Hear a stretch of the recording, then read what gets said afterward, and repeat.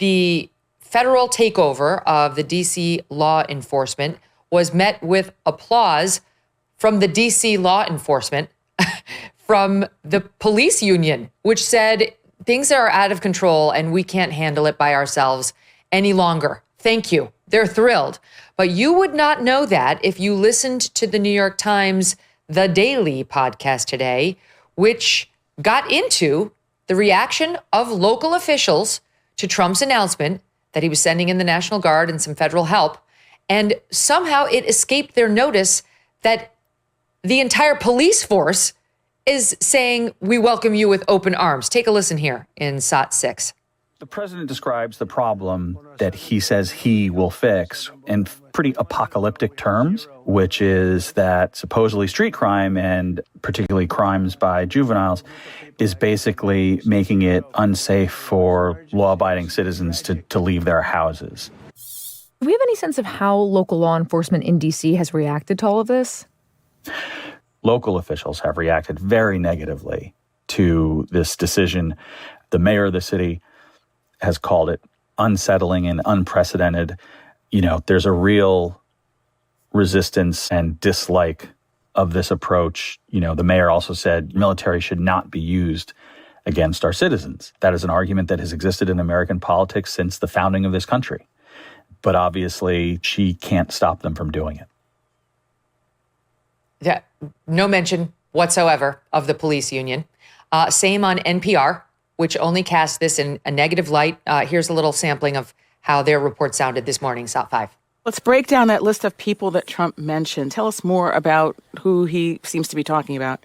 Well, first, Trump is talking about criminals, and in this case, that often means teenagers, many of them black. Washington has struggled at times with violence caused by young men and boys and some girls riding ATVs, motorcycles, and four-wheelers. Trump spoke about them at length yesterday.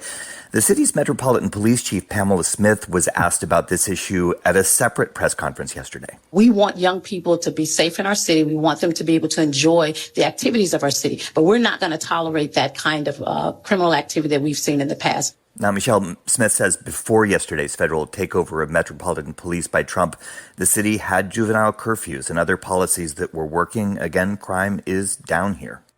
Yeah, experts I've been speaking to says if Trump does as he's threatened here, forcing unhoused people out of Washington, away from families and support networks and their health care, it really could be devastating.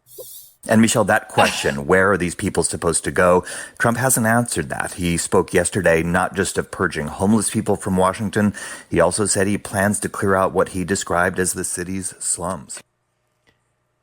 I don't know where to begin. Okay, so it's just a bunch of young people on ATVs having a good time. Utter bullshit. The juvenile offenders in crimes against persons over the past 4 years, fiscal year 2020, this is in D.C., between 100 and 200,000. Fiscal year 2021, up over 200,000. Fiscal year 2022, now we're getting up to almost 400,000.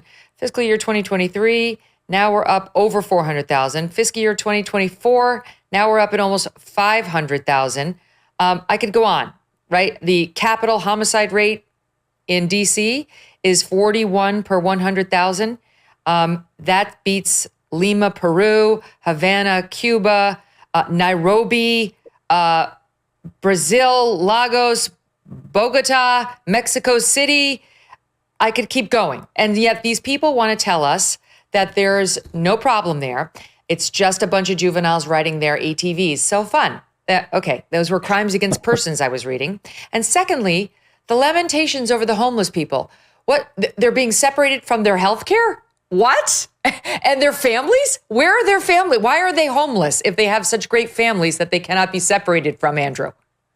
You know, when you say that you don't know where to begin, that's exactly my feeling, too, because whether you take the open borders, whether you take the homeless encampments, or whether you take the crime, nobody ever seems to ask, what good is this for ordinary, hardworking Americans, people who do the things that are Americans supposed to do, who go to job, who keep homes, who have children and raise their children? How is this helping those Americans? That to me seems the only question. That to me seems government's primary job is protecting the productive, decent, law-abiding people of their country. So When it comes to crime, most frustrating about this is the reports that crime is dropping. Well, crime is dropping from its pandemic heights. There's no question about that. But last year, the murder rate in D.C., I think, was the fourth highest in the nation. And so they're saying, well, this year it's on pace to be less, but that doesn't mean it will be less. And it'll still be 3 times. If it keeps on pace, it'll still be 3 times higher than New York.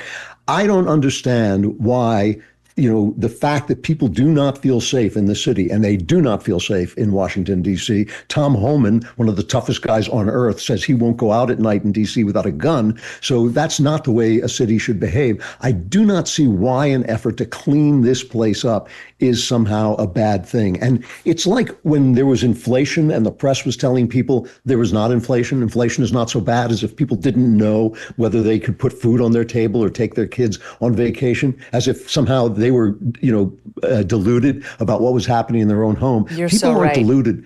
People are not deluded about being afraid to walk in the streets of Washington, D.C. You're so right. It's especially exactly after like dark. that. And why they should were it saying be the that same way? thing about the crime rate. Remember Rachel Maddow was like, after the State of the Union or whatever we call that, first address by Trump, she was like, oh, crime is down. The FBI is saying it's down at record levels. And meanwhile, people are like, no, we don't feel that. And that turned out to be bullshit anyway. But this is like a Democrat thing now. Like, don't believe your lying eyes. Believe me. Believe what I am telling you is real. And meanwhile, you've got all these DC people coming forward. The police union says they're happy. Even the mayor who's getting along with Trump. Those two get along. She said, you know what, we could kind of use the help. She is so far refusing to go along with her party's claims of this is a catastrophe, saying actually isn't so bad. She said, a lot of people don't feel safe.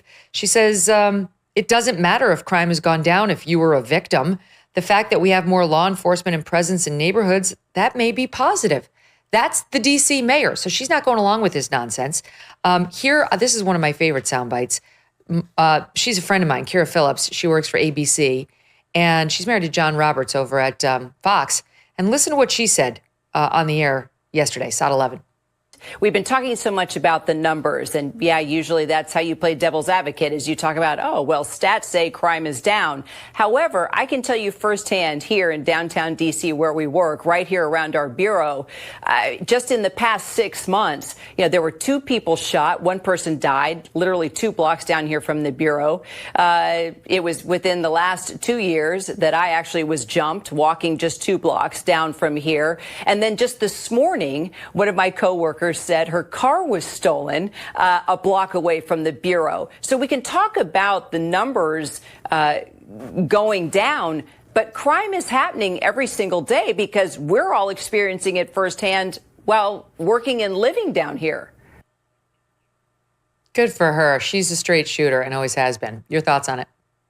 Yeah, well, they're always dismissing things like that as anecdotal evidence, but the choice is between the evidence that is being given to you by ordinary people and the evidence given to you by a corrupt media. That's our choice. And I'm going to take the people every single time. I mean, I cannot believe that nobody ever stops and says, well, how is it good to let a guy out on bail without cash bail if he's a criminal? How is that good for ordinary people? How does that improve the safety of the city? Why are these people, the ordinary people who do the working and living and paying and dying, as George Bailey once said, how are they not the priority of government? Well done. The reason you have a government, the reason you cede power over your life to a government is so they will protect the peace, so they will keep the peace, because otherwise it becomes an endless stream of revenge killings, right? You kill somebody in my family, my family kills somebody in yours. That's the reason you impose government. You can go back to the ancient Greek literature. It will tell you that is why you have a government.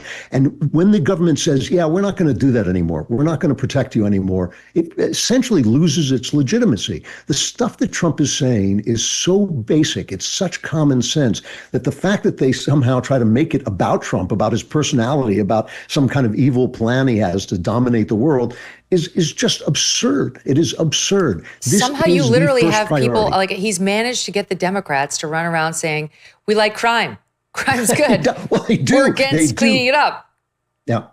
Well, they're doing all of the stuff they do is like this. We're against men being men and women being women. We're against working people. We're against everything. They have become this little coterie of very elite people. Yeah, we're against the capitalism that has made the world richer and less hungry all over. They're against everything that has shown itself to be decent. And one of the things that they're constantly doing is telling you that these things don't work. It doesn't work to enforce the law. That doesn't bring down crime. Well, it has. It has ever since Giuliani took over New York. So what do we think the effect of the sparring between President Donald Trump and the Fed is going to be? Can the Fed take the right action at the right time? Do we trust in that? Or are we going to be looking at a potential economic slowdown as they slow roll any of their moves as they worry about his tariffs? And what exactly does all of this mean for your savings? You might want to consider diversifying right about now with gold through Birch Gold Group. For decades, gold has been viewed as a safe haven in times of economic stagnation, global uncertainty, and high inflation. And Birch Gold makes it incredibly easy for you to diversify some of your savings into gold.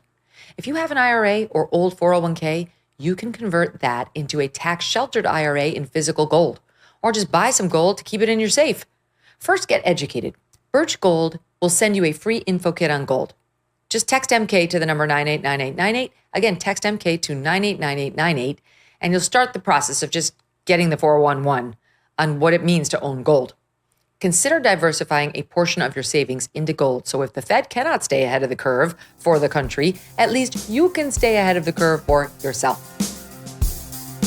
Thanks so much for watching. If you like what you just saw, hit the subscribe button for more clips and full episodes.